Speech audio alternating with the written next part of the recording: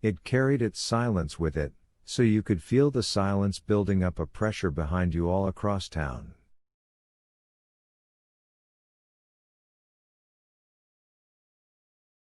Montauk felt the pressure rising, and ran.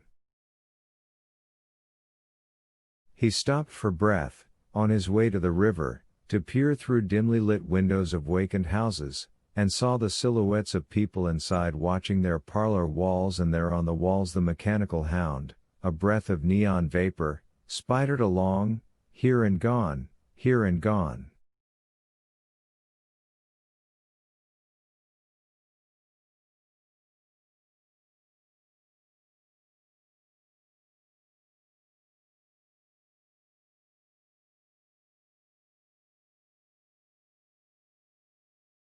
Now at Elm Terrace, Lincoln, Oak, Park, and up the alley toward Faber's house.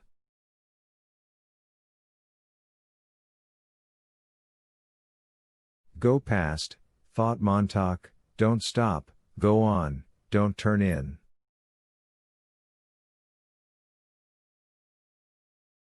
On the parlor wall, Faber's house, with its sprinkler system pulsing in the night air.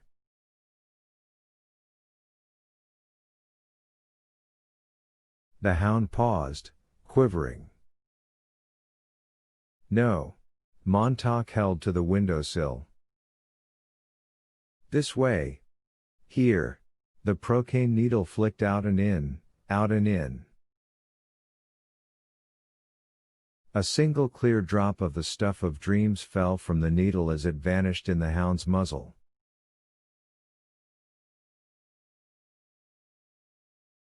Montauk held his breath, like a doubled fist, in his chest. The mechanical hound turned and plunged away from Faber's house down the alley again. Montauk snapped his gaze to the sky. The helicopters were closer, a great blowing of insects to a single light source.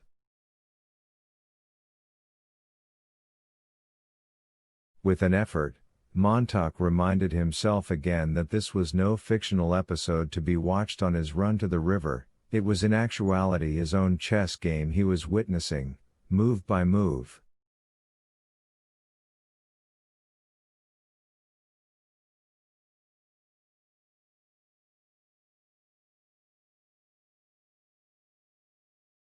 He shouted to give himself the necessary push away from this last house window, and the fascinating seance going on in there.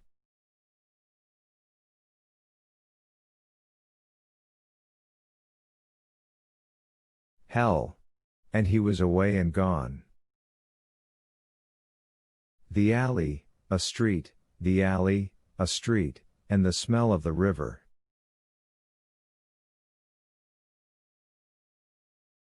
Leg out, leg down, leg out and down. 20 million Montags running, soon, if the cameras caught him. 20 million Montags running, running like an ancient flickery Keystone comedy, cops, robbers, chasers and the chased, hunters and hunted, he had seen it 1,000 times.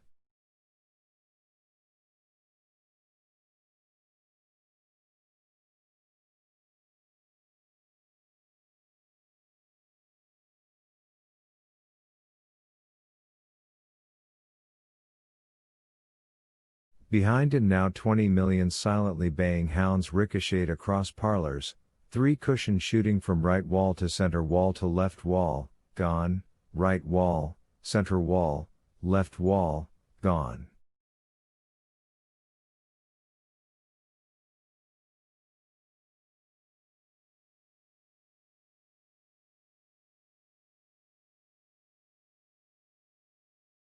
Montauk jammed his seashell to his ear. Police suggest entire population in the Elm Terrace area do as follows: everyone in every house in every street open a front or rear door or look from the windows.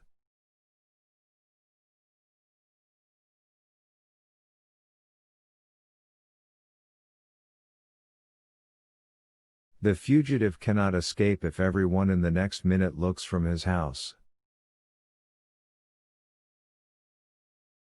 Ready. Of course. Why hadn't they done it before? Why, in all the years, hadn't this game been tried? Everyone up, everyone out. He couldn't be missed. The only man running alone in the night city, the only man proving his legs. At the count of 10 now. 1, 2. He felt the city rise. 3. He felt the city turn to its thousands of doors. Faster. Leg up, leg down. 4. The people sleepwalking in their hallways. 5. He felt their hands on the doorknobs. The smell of the river was cool and like a solid rain. His throat was burnt rust and his eyes were wept dry with running. He yelled as if this yell would jet him on, fling him the last 100 yards. 6, 7, 8. The doorknobs turned on 5,000 doors.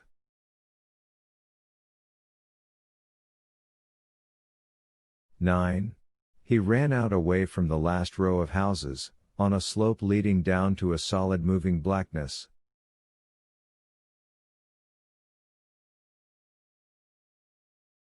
10. The doors opened. He imagined thousands on thousands of faces peering into yards, into alleys, and into the sky, faces hid by curtains, pale, night-frightened faces, like gray animals peering from electric caves, faces with gray colorless eyes, gray tongues and gray thoughts looking out through the numb flesh of the face.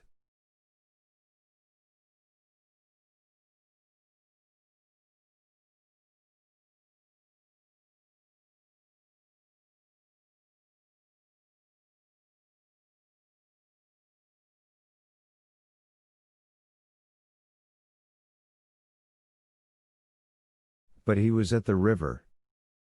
He touched it, just to be sure it was real.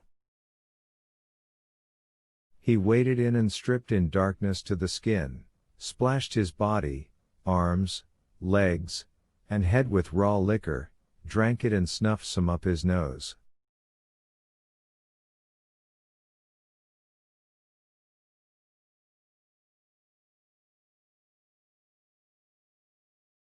Then he dressed in Faber's old clothes and shoes. He tossed his own clothing into the river and watched it swept away.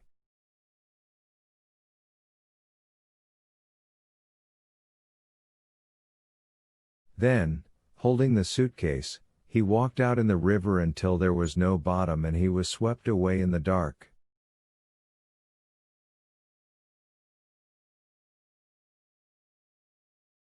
He was 300 yards downstream when the hound reached the river. Overhead the great racketing fans of the helicopters hovered.